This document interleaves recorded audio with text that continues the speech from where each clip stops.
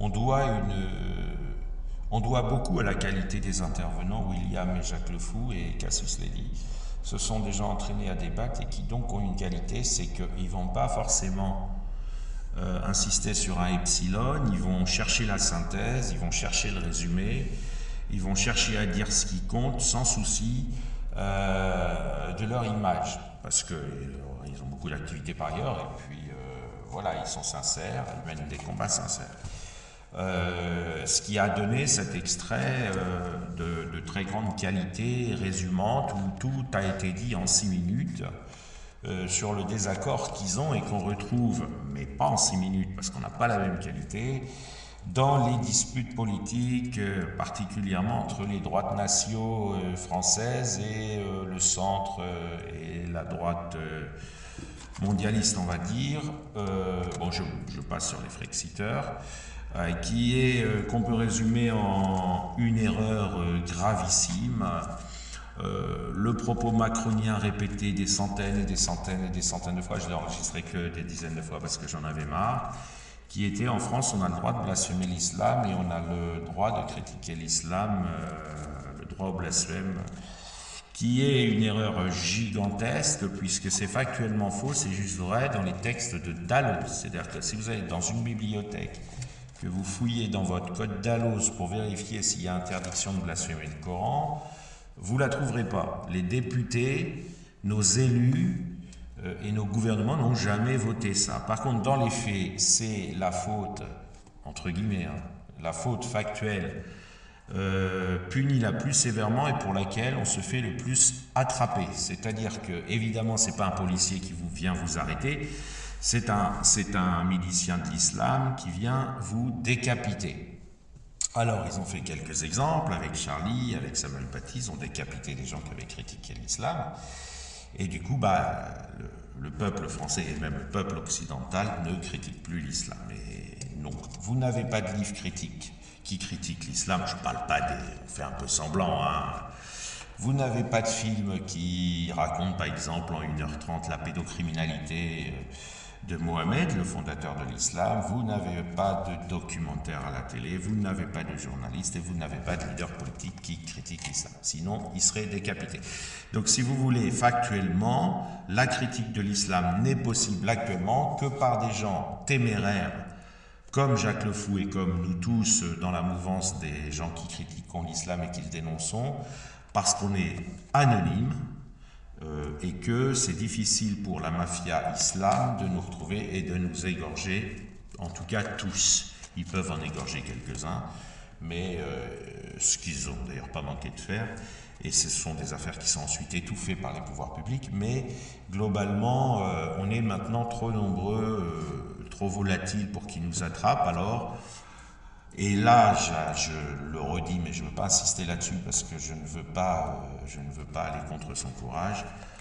Jacques Le Fou, s'il venait en Europe ou même s'il reste au Canada, court un risque beaucoup plus grand qu'il ne s'imagine. La mafia islam, là, dans le collimateur. Il risque fortement de... Mais voilà, je veux pas contribuer... c'est triste parce que d'un côté, si je dis rien, je me dis que je laisse quelqu'un d'imprudent risquer sa vie, et puis si je dis quelque chose, je fais le jeu de la mafia islam. Voilà, donc on est dans ce contexte où la Macronie dit, il redresse le menton, il parle fort et doucement et solennellement, vous voyez, c'est... en France, nous sommes un pays laïque, on a le droit de blasphémer, blablabla. Bla, bla, bla. Ça, je l'ai entendu des centaines de fois pour affirmer le contraire d'une réalité factuelle, parce que les faits sont qu'on n'a pas le droit. Voilà. Maintenant, ils vont vous dire: ah ouais, non, mais si t'as le droit, mais en fait, c'est un milicien de l'islam qui va venir t'attraper et t'égorger, donc c'est pas comme si c'était un policier. Vous savez, quand je prends une amende, que ce soit un policier qui va me faire envoyer une lettre administrative avec 90 € à payer, ou que ce soit un mec qui organise une frontière clandestine, orpheline, au milieu d'une route et qui me capture et qui me raquette 100 €, voilà, je préférerais le policier. C'est aussi simple. On vit en Occident, on cohabite avec la mafia islam, qui promulgue et applique des lois. Et là, par exemple, les gens qui disent que la peine de mort a été abolie, oui, dans les textes, elle est abolie, mais l'islam l'a rétablie en Occident. Il faut arrêter de toujours s'accrocher à du papier ou à de la théorie. Quand la théorie n'est plus appliquée, c'est fini. Je veux dire, moi, on m'arrête, un policier me réclame 30 €, je paye 30 € parce que je n'ai pas le choix. Un racketteur islamique me vole 200 €, je paye 200 € parce que je n'ai pas le choix. Là, j'aurais envie de mettre des baffes à la personne qui viendra me dire « Oh oui, mais c'est différent, l'un était illégitime et l'autre était légitime. » J'en ai rien à branler. Moi, je veux dire, j'ai pas envie qu'on me prenne 200 € par la force. Après, dans un cas, je préfère dans tous les cas largement que ce soit un policier, et parce que j'ai commis vraiment une faute, j'ai roulé trop vite, ou j'ai pas respecté une signalisation, enfin voilà. Et donc, c'est pas un dialogue de sourds, c'est quasiment un tabou. C'est-à-dire que si vous montez dans un débat avec des macronistes et que vous n'êtes pas, enfin moi pendant longtemps ça a été mon cas, il m'a apprécié, il m'a accepté dans leur live parce qu'ils savaient que j'étais apolitique. Ensuite, une fois que je les ai traités d'antisémites, ils m'ont tous bloqué, mais c'est pas très grave ça. Et puis ils m'ont redébloqué pour certains, enfin bref. Ils vous laisseront pas parler, ils vous laisseront pas dire que c'est interdit de blasphémer l'islam pour deux raisons. Premièrement, ça les gêne évidemment, puisqu'ils connaissent d'avance, ils devinent l'explication. Puis deuxièmement,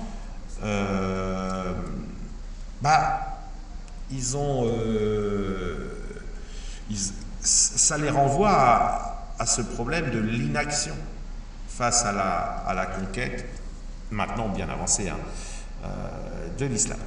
Donc voilà à peu près le contexte dans lequel on se trouve. Et on a des partisans que je qualifierais des droits de l'homme, si vous voulez, qui disent ok, il y a un problème, ok, trouvons une solution, mais ne sortons pas de l'état de droit. Et puis, vous avez des gens, même s'ils ne le disent pas, qui sont plus à invoquer le pragmatisme et à dire on va être obligé de lutter contre l'islam sans se mettre la contrainte de l'état de droit parce que c'est des milliers de gens qui s'imposent, tout simplement. Et donc, on ne peut pas faire une enquête de 6 mois et demander à un juge d'appliquer la présomption d'innocence. Et oui, je le dis voilà, d'une manière carrée pour qu'on comprenne bien que derrière ce que dit William et derrière ce que dit Jacques, vous avez cette problématique en fait du pragmatisme contre la théorie que j'ai pu, ça a été difficile, mais que j'ai pu entendre explicitement et enregistrer de la part de la Macronie il y a 1 an et demi qui disait mieux vaut qu'on sombre. C'est-à-dire que j'ai réussi à faire admettre à quelqu'un une hypothèse. Faisons une hypothèse de travail. Est-ce qu'il vaut mieux qu'on sombre, mais qu'on ne sorte pas de l'état de droit, ou est-ce que vaut mieux qu'on fasse une exception provisoire et il a dit vaut mieux qu'on sombre. Et donc il continuait de vouloir arrêter avec un flux très lent les guerriers de l'islam, c'est un nom générique que je donne, parce que c'est l'état de droit, c'est du 1 par 6 mois, quoi.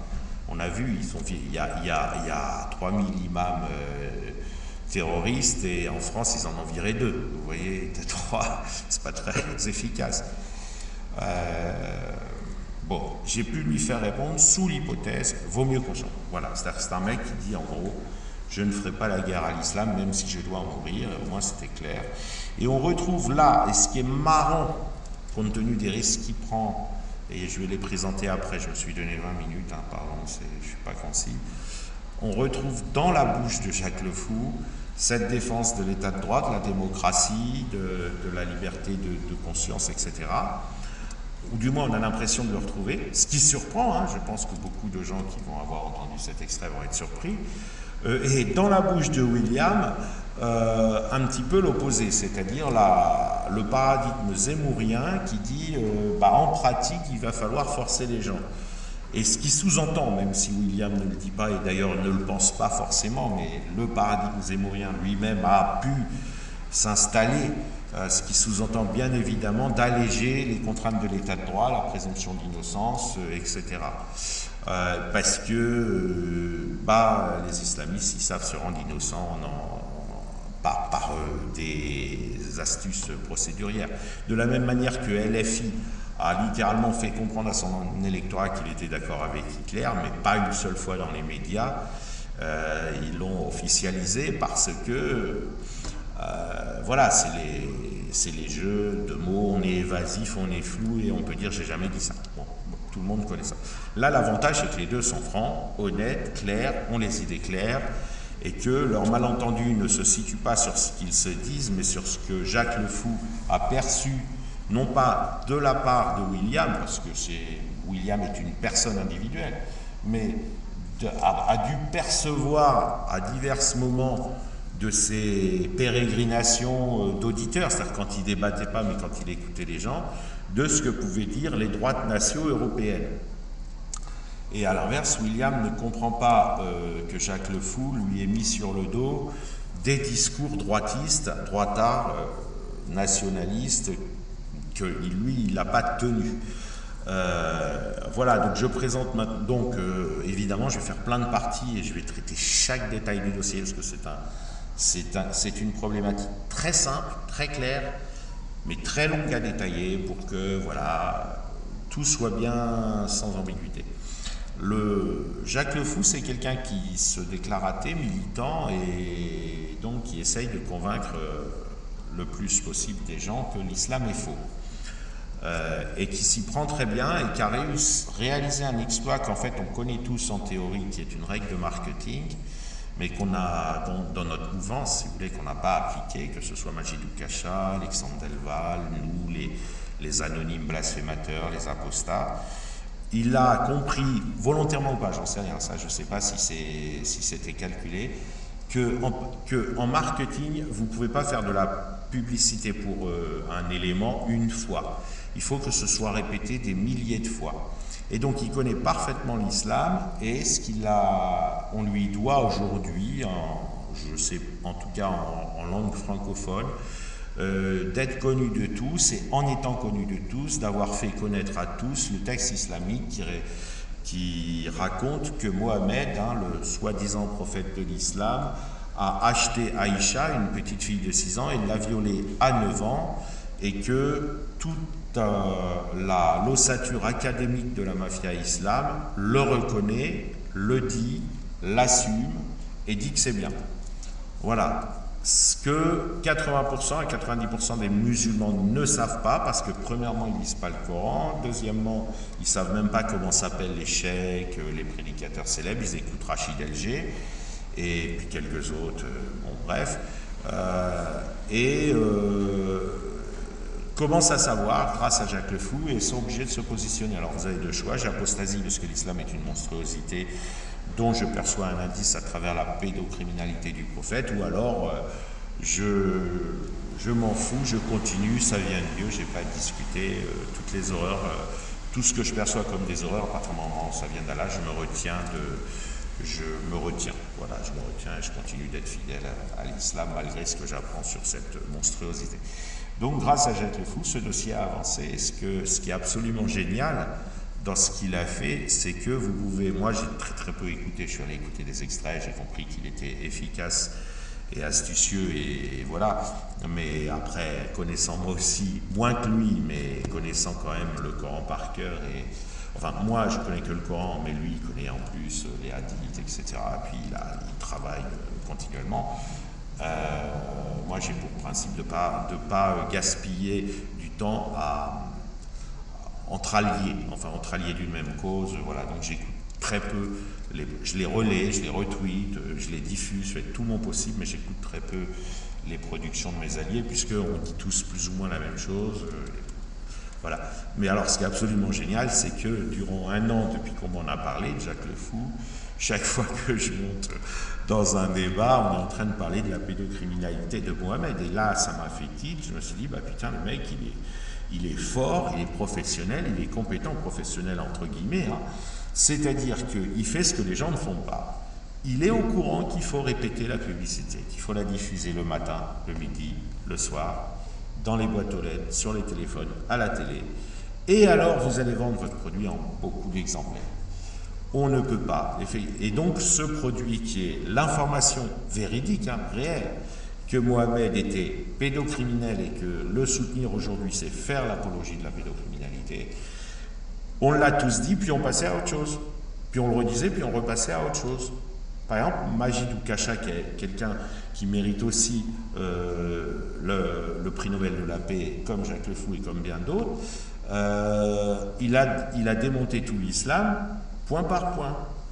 Mais voilà, du coup, il a intéressé les intellectuels et il aide les gens à apostasier, mais auprès du tout venant musulman, le fait que Mohamed était un criminel, un monstre, et a violé donc une petite fille à 9 ans, et qu'en plus il l'a achetée à 6 ans, c'est pas, il l'a dit, Majidou Kacha, mais il ne l'a pas répété 5000 fois par jour, 5000 fois par an, pardon, sur les réseaux sociaux, à raison de 10 ou 15 débats par jour, parlant de ça. Et donc on a là, c'est décourageant, on a là une prise de conscience que le marketing, qu'on déteste, puisque ça représente le libéralisme et tout ça, et là, ça n'est pas, enfin, avoir quelques notions de marketing, c'est pas inutile.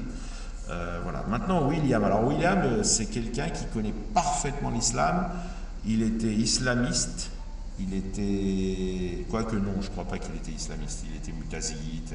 Ça génère pas trop d'islamistes. Mais il connaît parfaitement l'islam. Il a étudié l'islam. Ça a été sa vie. Il a fait ça en université islamique. Enfin bon, il était à Donf. On l'a connu, nous, dans la mouvance apostat et blasphémateur, avant qu'il apostasie. Donc, il est passé par... la période coraniste, et puis il a apostasié finalement, voilà. Il connaît lui aussi parfaitement la dangerosité de l'islam, autant que Jacques Le Fou, je suppose même plus, parce que William c'est vraiment un étudiant d'islam, et il connaît mieux l'islam que voilà, la plupart il connaît tout, voilà, il connaît tout, il a étudié ça à 10 heures par jour pendant 20 ans de sa vie. Et il a apostasié récemment et il a donc une démarche différente. Et dans cet entretien, qui portait sur un détail, un truc... bon. Mais vous avez vu s'installer un désaccord.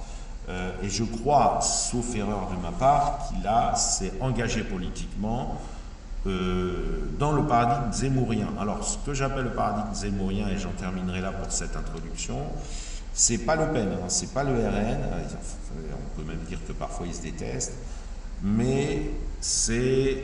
Enfin, Zemmour, quand il a le choix entre Macron et Le Pen, il appelle à voter Le Pen, etc. Le paradigme zémourien, c'est en gros le RN sans ses défauts, sans son racisme, son antisémitisme résiduel, enfin ses soucis, son flou, son absence de travail.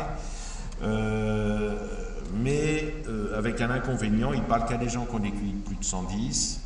Premièrement, ça c'est un gros inconvénient parce qu'en gros il n'existe quasiment plus dans l'espace public. Il a fallu qu'il fasse un an de tapage sur CNews pour faire 7% la dernière présidentielle. Et il a un deuxième, enfin ça c'est un défaut qu'il partage avec le RN, c'est qu'il attire toute la merde d'extrême droite au canal historique, c'est-à-dire les antisémites, les vrais racistes, les royalistes, les chrétiens intégristes et tout le tralala. Et donc là, peut y avoir un malentendu qui s'installe entre les deux personnes, parce que William s'en fout, il le sait pas, j'en sais rien, s'en fout de la merde qu'il peut y avoir à l'extrême droite, qui certes est minoritaire dans ce mouvement, ça n'a jamais fait plus de 3-4%, mais c'est eux qui crient fort sur les réseaux sociaux souvent. Et Jacques, il peut donc penser qu'à partir du moment où on est zémourien, on cautionne un peu les discours de tous les tarés, chrétiens intégristes, racistes, suprémacistes blancs, etc.